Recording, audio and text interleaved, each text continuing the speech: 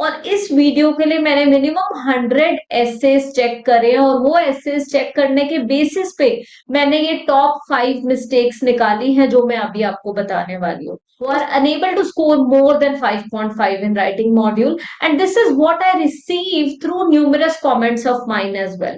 So अब जिन भी learners को प्रॉब्लम है कि ऐसे के लिए स्ट्रक्चर कौन सा यूज करना चाहिए, तो आगे आने वाली है कुछ और भी राइटिंग की वीडियोस, वो मिस मत करना.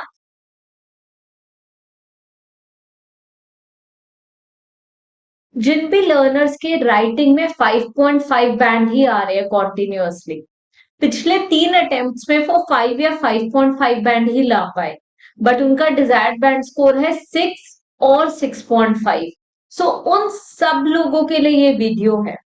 राइटिंग में बैंड 6.5 लेके आना टोटली पॉसिबल है, पर उसके लिए सबसे पहले आपको ये समझने की जरूरत है कि आप क्या गलतियां कर रहे हो जिन गलतियों की वजह से आपके खाली 5.5 बैंड आ रहे हैं.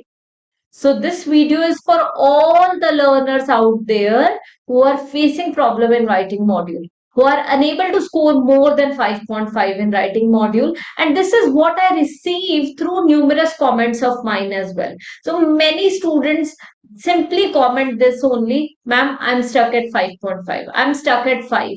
I want 6.5, but I'm stuck at 5.5. Or I want 7.5, but I'm still stuck at 6.5. सो ये वीडियो उन सब लोगों के लिए है. वीडियो को एंड तक जरूर देखना, बिकॉज एक वीडियो को बनाने में बहुत टाइम लगता है, बहुत मेहनत लगती है. और इस वीडियो के लिए मैंने मिनिमम 100 एसेस चेक करे हैं और वो एसेस चेक करने के बेसिस पे मैंने ये टॉप 5 मिस्टेक्स निकाली हैं जो मैं अभी आपको बताने वाली हूँ.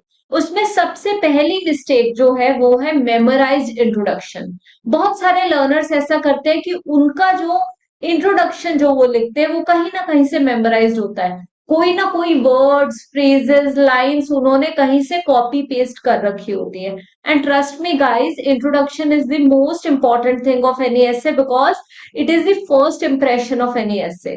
So first impression is always the most important one and it is the last one. अगर इंट्रोडक्शन ही अच्छी नहीं है तो एग्जामिनर को आइडिया हो जाता है कि स्टूडेंट ने ऐसा ही ऐसे लिखा होगा. So please focus on introduction. And इसके लिए मैं यहाँ पे आपको एक टिप देने वाली हूँ कि हमेशा मैं बोलती हूँ कि ऐसे की प्लानिंग करो 7 मिनट्स में. जब आप 7 मिनट्स में ऐसे की प्रॉपरली प्लानिंग कर लेते हो, सोचो कि ऐसे में क्या पूछा गया है. जैसे यहाँ पे क्वेश्चन है कि convenience food, pre packed foods, ready to cook meals, इनका बहुत ज्यादा ट्रेंड बढ़ रहा है, बहुत ज्यादा राइज हो रहा है, बहुत ज्यादा डिमांड बढ़ रही है, हर जगह अवेलेबल है. इसकी वजह से लोगों को काफी हेल्प मिली है. क्यों हेल्प मिली है? Because they have hectic lifestyle, modern lifestyle है जिसमें both the parents are working और both husband and wife both are working and they can not cope up with the needs. ठीक है, so for that they need ready to cook meals. So अब यहाँ पे question को समझने के बाद सोचो इसके एडवांटेजेस क्या है. एडवांटेजेस किसके? कन्वीनियंस फूड जो इतना बढ़ रहा है उसके क्या एडवांटेजेस हैं? ठीक है, टाइम सेव हो रहा है, बाहर जाके नहीं खाना पड़ रहा. वन और दी अदर थिंग जो आपको लगता है वो सोचो अपने माइंड में. इस तरीके की प्लानिंग के लिए डिवोट ओनली 7 मिनट्स. एंड अगर आपको लगता है इंट्रोडक्शन खाली 3 to 4 मिनट्स में लिखनी चाहिए तो you guys are mistaken. I would always suggest कि आप इंट्रोडक्शन के लिए 7 to 8 मिनट्स का टाइम लगाओ ही लगाओ. Then you will still be left with 25 minutes. And 25 minutes का बाइफर्केशन ऐसे करो कि फर्स्ट 11 मिनट्स में बॉडी पैराग्राफ 1 लिखो, साथ के साथ प्रूफ चेकिंग करो. नेक्स्ट 11 मिनट्स में बॉडी पैराग्राफ 2 लिखो, प्रूफ चेकिंग करो. एंड लास्ट के 4 मिनट्स में, है ना, जो आपके पास 3 to 4 मिनट्स बचेंगे उसमें कंक्लूजन लिखो. ठीक है. अब जिन भी लर्नर्स को प्रॉब्लम है कि ऐसे के लिए स्ट्रक्चर कौन सा यूज करना चाहिए, तो आगे आने वाली है कुछ और भी राइटिंग की वीडियोस, वो मिस मत करना. मैं ऐसे स्ट्रक्चर के ऊपर भी एक वीडियो बहुत ही जल्दी अपलोड करने वाली हूँ. I would suggest you to watch that video as well. ठीक है. अब यहाँ पे ये आपको पता चल गया कि कैसे. अगर आप यही 40 मिनट्स की जगह 45 मिनट्स भी ले लेते हो, ऐसे राइटिंग में कोई प्रॉब्लम नहीं है. आप इजिली 15 मिनट्स में राइटिंग टास्क 1 कर सकते हो, but still I would advise you to finish it on time. Now मैंने सबसे पहली चीज बोली कि मेमोराइज्ड इंट्रोडक्शन होता है. तो मेमोराइज्ड इंट्रोडक्शन कैसे होता है वो ध्यान से देखो.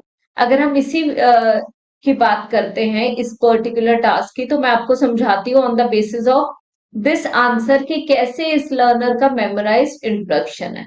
सो देखो, ever since the pace of human life has gotten fast, individuals are preferring to consume fast food in order to go in tandem with the farmer.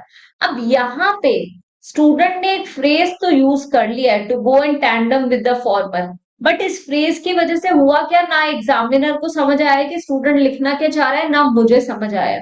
और ऐसा पहले ऐसे नहीं है, ऐसे और भी एसेज हैं जिसमें स्टूडेंट्स यही गलतियां करते हैं। किसी बुक में से एसेज पढ़ते रहते हैं तो वो याद हो जाता है उन्हें, किसी किसी इंस्टीट्यूट से स्ट्रक्चर ले लेते हैं, टेम्पलेट ले लेते हैं, और इवन पे भी करते हो आप उस टेम्पलेट के लिए, तो बहुत बड़ी गलती कर रहे हो। अगर आप टेम्पलेट के लिए 500,000 रुपीज पे कर रहे हो, so this is a big mistake, because template की वजह से ही आप 5.5 या बैंड 5 पे स्टक। इसका एक तरीका होता है कि डू नॉट यूज, अगर आपने यूज भी करना है तो सेंटेंस स्ट्रक्चर यूज करो, और उससे रिलेटेड एक वीडियो ऑलरेडी है जो मैं आपके साथ शेयर कर दूंगी अब। ठीक है, नाउ आगे बढ़ते हैं। यहाँ पे कभी भी इंट्रोडक्शन लिखनी है, पॉइंट टू पॉइंट लिखो। सबसे पहले पैराफ्रेज कर दो, और पैराफ्रेज करने के बाद फर्स्ट क्वेश्चन का आंसर करो। ठीक है, एंड देन अपना ओपिनियन दो, do advantages outweigh the disadvantages, अगर ओपिनियन पूछा है तो वो दो, एंड फर्स्ट क्वेश्चन का आंसर करो, मतलब कि आउटलाइन करो एक एडवांटेज और एक डिसएडवांटेज। ठीक है, now proceeding to the second mistake जो आप लोग करते हो। फर्स्ट मिस्टेक तो मैंने बताई थी, मेमोराइज इंट्रोडक्शन। सेकंड मिस्टेक है ओवर यूज ऑफ कनेक्टर्स। अगर आप देखो तो अननेसेसरी, पहले तो रिपीट कर रहे हो कनेक्टर, वो भी एक प्रॉब्लम है, और अननेसेसरली ओवर यूज कर रहे हो। आपको आपके इंस्टीट्यूट में कोई टीचर आपको बता देती है कि मिनिमम 5 to 6 कनेक्टर्स एक बॉडी पैराग्राफ में होने चाहिए, या फिर 7 कनेक्टर्स होने ही चाहिए एक बॉडी पैराग्राफ में, तो ये बहुत बड़ी गलती है। Stop using connectors more, like 4 connectors are more than enough. Ideally अगर आप 3 to 4 कनेक्टर्स भी यूज करोगे ना, वो आपके लिए काफी है, उससे ज्यादा की आपको जरूरत ही नहीं है। But in this paragraph if you look here, since, ठीक है, अब इसके बाद देखो, in order to, therefore, due to, ठीक है, besides this, not only but also, और नॉट ओनली बट ऑल्सो के बीच में कभी भी कॉमा नहीं लगता। ठीक है, apart from this conditional sentence आ गया। सो पॉइंट ये है कि जहां पे कनेक्टर की जरूरत है वहीं यूज करो। 3 to 4 connectors are more than enough. ठीक है, एक कंडीशनल सेंटेंस यूज कर लो, that is fine, but apart from that 3 connectors भी अगर आप यूज करते हो वो काफी है। ओवर यूजेज किसी भी चीज की ठीक नहीं है, उससे भी एग्जामिनर को पता लगता है कि आप क्या कर रहे हो, just trying your best to meet the word limit. Word limit पूरी करने के लिए आप कनेक्टर्स यूज कर रहे हो, तो ये गलती नहीं करना। ये थी हमारी mistake number 2। Coming to mistake number 3, irrelevant examples. Examples ना हमेशा आपके टॉपिक सेंटेंस से रिलेटेड होने चाहिए। जिन्हें नहीं पता टॉपिक सेंटेंस क्या होता है, तो फर्स्ट जो सेंटेंस होता है हमारा, since inflation has proliferated manifold, people have both hands meet, therefore they have less time, ठीक है, for their disposal of, at their disposal of, for recreational pursuits। so basically उन्होंने क्लियरली बताया कि लोग मल्टी जॉब्स कर रहे हैं। पर यहीं पे एग्जांपल क्या है, if a person is persistently working from one office, ठीक है, from office to home, pure she will get sick. ठीक है, हमारा मेन पॉइंट क्या था, क्वेश्चन क्या था, इन्फ्लेशन हुई है। अब अगर आप यहाँ पे देखो तो एडवांटेजेस, कहीं पे हमें ये क्लियरली नहीं पता चल रहा कि आप एडवांटेजेस बता रहे हो या disadvantages. So it is important कि आप स्टार्ट ही ऐसे करो कि फर्स्ट सेंटेंस से ही पता चल जाए। कहीं ना कहीं ऐसा होता है कि आप लोग कोशिश करते हो कि मुझे डिफिकल्ट वर्ड्स यूज करने हैं तभी मेरा स्कोर आएगा, एंड एग्जामिनर रिपेल हो जाता है उन डिफिकल्ट वर्ड से, क्योंकि कुछ वर्ड्स तो वो ऐसे होते हैं एग्जामिनर को भी नहीं समझ आते। It happens with me as well, मैं बहुत बार देखती हूँ, मेरे कोई स्टूडेंट्स है ना, या इवन कुछ एजुकेटर्स, जब उनका मैं इंटरव्यू लेती हूँ बिगिनिंग में, सो दे come up with the essay, और एसे में वोकैबुलरी ऐसी होती है बहुत ही ज्यादा hi fi. Examiner is not looking forward to that vocabulary. Examiner just wants you to write an essay properly by focusing on the ideas, focusing on the number of paragraphs as well as the coherence, की logic होना चाहिए। So take care of that more. Example आप दे सकते हो, it has been observe several times that the people who are working, क्योंकि clearly advantage बता रहे हैं हम, एडवांटेजेस की बात हो रही है यहाँ पे। Half cook food they can pursue there hobbies. अब वो कह रहे हैं कि अगर हाफ कुक फूड है, रेडी टू ईट फूड है, उसकी वजह से हॉबीज परस्यू कर सकते हैं। तो बट यहाँ पे क्या लिखा है, he will get sick. So can you relate to it? ये एग्जाम्पल रेलिवेंट ही नहीं है, क्योंकि हमें एडवांटेज बताना था, और एडवांटेज में यहाँ पे तो लिखा है पॉजिटिव, कि उसकी वजह से वो अपनी हॉबीज परस्यू कर पाएंगे, और यहाँ पे लिख दिया कि सिक हो जाएंगे अगर वर्क करते रहेंगे ऑफिस टू होम में। सो मतलब पॉइंट क्या है, एग्जाम्पल आप लिख रहे हो, आपके माइंड में वो चल रहा है ना, वो आपको ही पता है, एग्जामिनर को नहीं पता चलना। तो वैसा एग्जाम्पल लिखो जो एग्जामिनर को क्लियरली समझ आ जाए। So language should be easy to understand. Take care of this. Coming to the fourth one, third one हो गया हमारा इररेलेवेंट एग्जांपल्स आप देते हो। फोर्थ पॉइंट पे आ जाते हैं, ओवर यूज ऑफ वोकैबुलरी। ये तो मुझे समझाने की जरूरत ही नहीं है, है ना। यहाँ पे देखो टैंडम, यूबिक्यूअसली, है ना, यूबिक्यूटियसली, ये देखो, हाँ, यूबिक्यूटियसली, ये भी एक वर्ड है। और अपार्ट फ्रॉम दिस आपको काफी वर्ड्स इधर मिल जाएंगे, मॉनिटरिंग, ठीक है, परसिस्टेंटली, चलो it's fine, this is a normal word. Make both hands meet, but अगर आप आगे भी देखते हो तो you will get to know every corner of the world, ठीक है। वाइड स्प्रेड अवेलेबिलिटी, मल्टीट्यूड्स की जगह नॉर्मल इंडिविजुअल्स भी यूज कर सकते हो, ठीक है। क्रेविंग्स, कहीं ना कहीं बेसिक क्या होता है, रैम्पैंटली। जरूरी नहीं है कि आपको बहुत हार्ड वर्ड्स यूज करने हैं, आपको वो वर्ड्स यूज करने हैं जिसके बेसिस पे एग्जामिनर को आपका ऐसे समझ आ जाए। एग्जामिनर आपके ऐसे को बार बार नहीं पढ़ेंगे, फर्स्ट टाइम में जो समझ आ गया आ गया। और अगर आप सोचते हो कि एग्जामिनर को हर एक वर्ड का मीनिंग पता है, तो आप गलत सोच रहे हो, ऐसा नहीं होता है। तभी आपके स्कोर कम होते हैं। आप लोग वर्ड तो यूज कर देते हो, वर्ड की यूजेज रॉन्ग होती है, या फिर वर्ड यूज कर देते हो और वर्ड की स्पेलिंग गलत होती है, जैसे यहाँ पे इंग्रेडिएंट्स की स्पेलिंग गलत है, ठीक है। सो इन सब चीजों का ध्यान देना है। वर्ड वो यूज करना है जो इजीली अंडरस्टैंडेबल हो, और जिसकी स्पेलिंग ठीक हो, जिसकी प्रॉपर यूजेज आपको पता हो।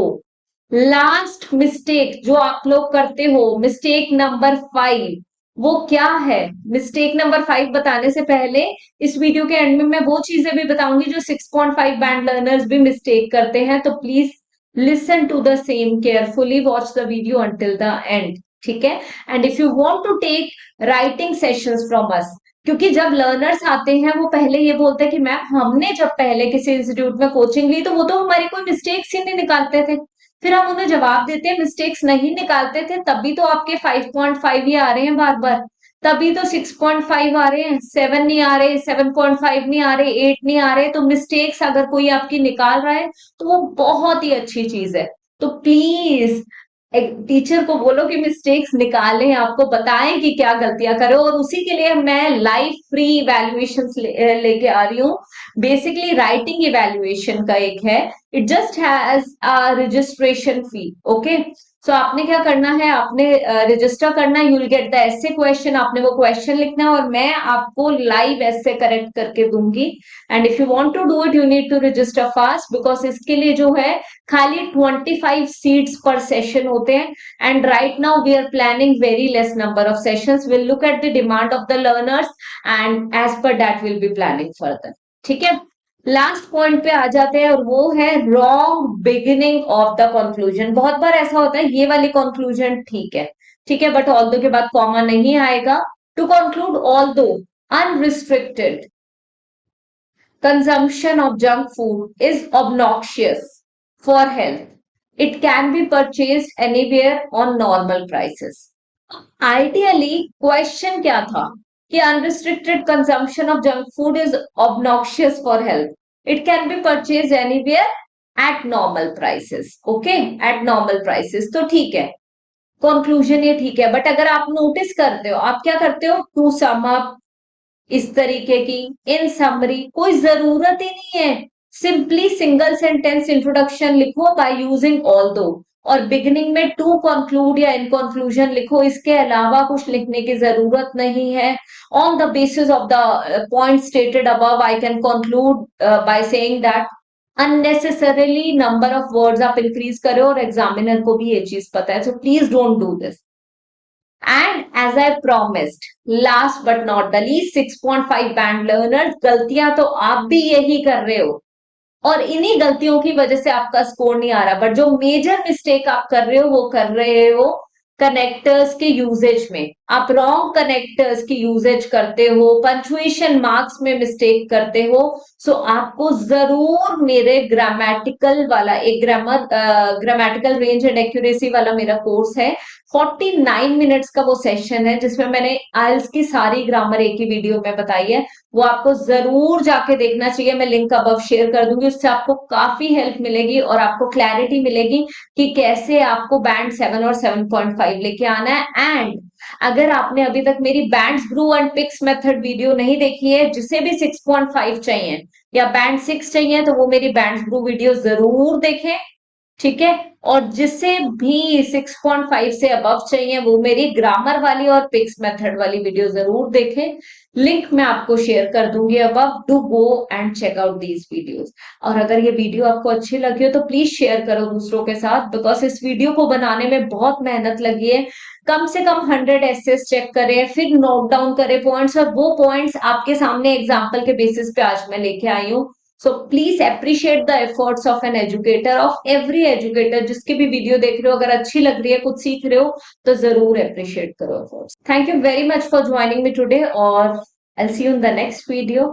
तब तक के लिए बाय बाय एंड सत श्री अकाल।